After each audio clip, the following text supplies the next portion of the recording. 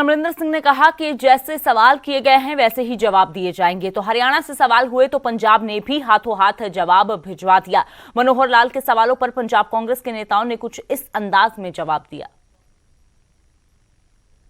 खट्टर साहब बड़े बड़े अहुदे ते ने, मुख मंत्री दे अहुदे ते आ, पर खट्टर साहब दे ते सारियां दे मिर्चां उदण दियां लड़ पियां जिद्दण दा सारे किसान यूनियन जिन्ने भी उन्हां दे लीडर ने सारे कैप्टन अमरिंदर सिंह जी ना मूँह मिठा करा गए। तुसीं देखो अज कैप्टन नूं कहना भी पंजाब दे लोग ने, इहदा मतलब देश आ जिहड़ा वो पंजाब हरियाणे च वंडिया होया है। पंजाब दे लोग हुण हरियाणे च फिर की आ, चाहे हरियाणे च पंजाब दे होण, अरे बई यही इक्को सी, इहदा जॉइंट पंजाब सी सारा ही। पर देश दे विच इह कहना भी इत्थे तां जी पंजाब दे बंदे बैठे, इहदा मतलब तुसीं वंड पा रहे हो, तुसीं पंजाब हरियाणे दे लोकां 'च वंड पाउण दी कोशिश कर रहे हो। खट्टर साहब बहुत माड़ी गल तुसीं इह गल कीती आ। मनोहर लाल खट्टर मैनू लगा मानसिक संतुलन गवा चुके ने। एक आम व्यक्ति जिन्हों लोगों ने दूजी वारी हरियाणा का मुख मंत्री बनाया, किस तरह उन्होंने आपदी हौमे दे विच साडे किसान भरावां ते तसद्दुद कराया, लाठीचार्ज कराया, उन्होंने लत्तां तुड़वातियां। सो मैं समझदा कि वो आपदा मानसिक संतुलन गवा चुके ने। उन्होंने नैतिकता के आधार ते मुख मंत्री रहन दी कुर्सी ते रहन दा कोई हक नहीं है और मैं उन्होंने निंदा करदा है। तो इधर राजा वड़िंग ने अनिल विज के ऊपर भी पलटवार किया। तो विज ने कहा कि आपत्तिजनक बयान देना ठीक नहीं है, सीएम ने तथ्यों के आधार पर ही बयान दिया होगा। तो दोनों प्रदेशों के मुख्यमंत्री तो आमने सामने थे ही, अब विधायक और मंत्री भी एक दूसरे पर पलटवार कर रहे हैं। अब देखिए, कोई भी व्यक्ति उठ के किसी भी बात को जाने बगैर, उसकी गहराई में जाए बगैर हमारे मुख्यमंत्री ने बयान दिया है तो कुछ तथ्यों के आधार पर ही किया होगा। इस प्रकार के कमेंट करना शोभा नहीं देता। तो वहीं भूमि अधिग्रहण बिल और किसानों पर लाठीचार्ज के मुद्दे को लेकर भूपेंद्र सिंह हुड्डा ने राज्यपाल से मुलाकात की। हुड्डा ने दोनों ही मामलों पर राज्यपाल को ज्ञापन भी सौंपा। ज्ञापन में राज्यपाल से अनुरोध किया गया कि वे मानसून सत्र में पास किए गए नए भूमि अधिग्रहण विधेयक पर अपनी सहमति न दें और इसे संविधान के अनुच्छेद 200 के तहत पुनर्विचार के लिए हरियाणा विधानसभा को वापस भेजें, क्योंकि यह विधेयक किसान, गरीब विरोधी और अप्रजाति तंत्रक है। विधेयक को सदन में बिना विस्तृत चर्चा के जल्दबाजी में पारित किया गया है, जिसलिए राज्यपाल से मांग की कि इसको जो रद्द करके वापस विधानसभा में भेजा जाए। अमेंडमेंट लेके आए थे, वो जो 2-3 सेक्शन में उन्होंने ऐड किया है, 10A है, 23 है और 31 है, 40 है, वो 4 ऐसे प्रावधान किए हैं जो कि किसानों के विरोध में, जो मूल भावना जो 2013 के एक्ट को मतलब मूल भावना से छेड़छाड़ करते हैं। तो हमने राज्यपाल जी को लिखा मेमोरेंडम दिया है कि इसको राष्ट्रपति के पास असेंट के लिए ना भेजें, बल्कि वापस असेंबली भेजा जाए, ताकि ऐसी कोई किसानों के अहित की बात ना हो, उनका बड़ा भारी नुकसान हो।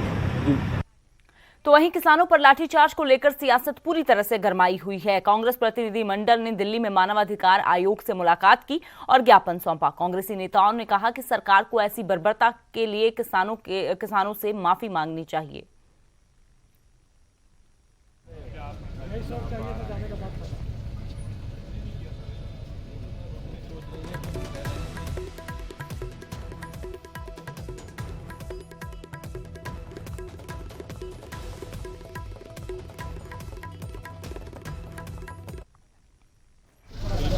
हमने जो मांग थी, जो खासतौर से किसानों के साथ जिस तरीके से जो क्रूरतापूर्वक, बर्बरतापूर्ण जो एक रवैया था, जो अत्याचार जो उनके साथ हुआ है, उसके खिलाफ हम लोग मांग रखने गए थे। जो अधिकारी की जो भाषा शैली है इतनी आपत्तिजनक, और किसी भी संवेदनशील, ये अधिकारी नियुक्त किए जाते हैं जनता की समस्या का समाधान करने, ना कि उनके सिर चुटेल करने के लिए।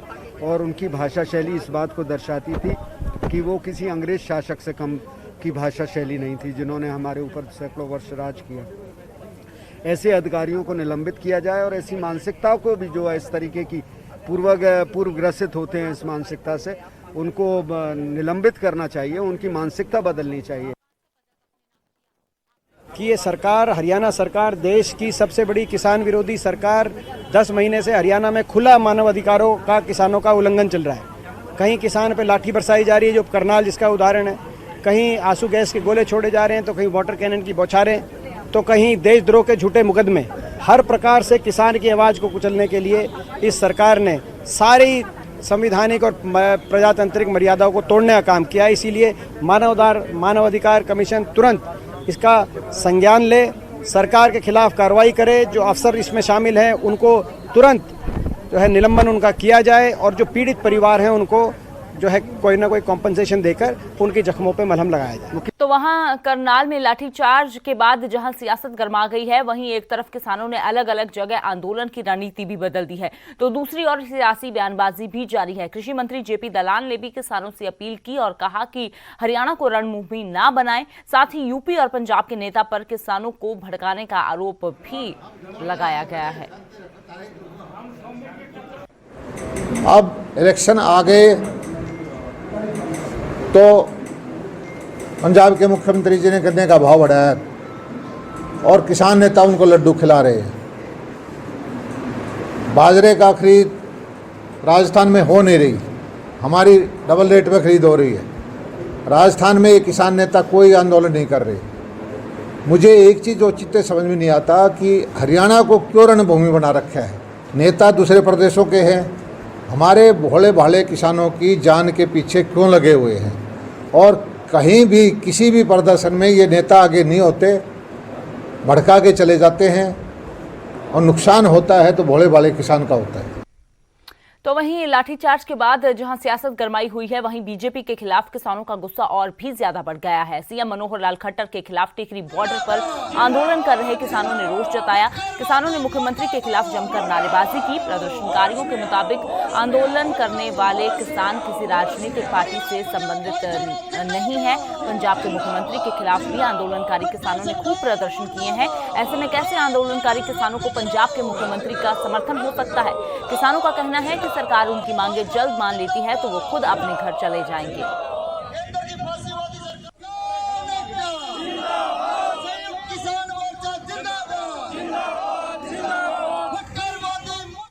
तो 9 महीने हो गए, 10 माह लग गया किसानों ने अपने संघर्ष की लड़ाई लड़ते लड़ते, और किसान जौ का तो यहाँ हरियाणा और पंजाब नहीं, पूरे भारतवर्ष का किसान यहाँ पे जौ का तो डटा हुआ है।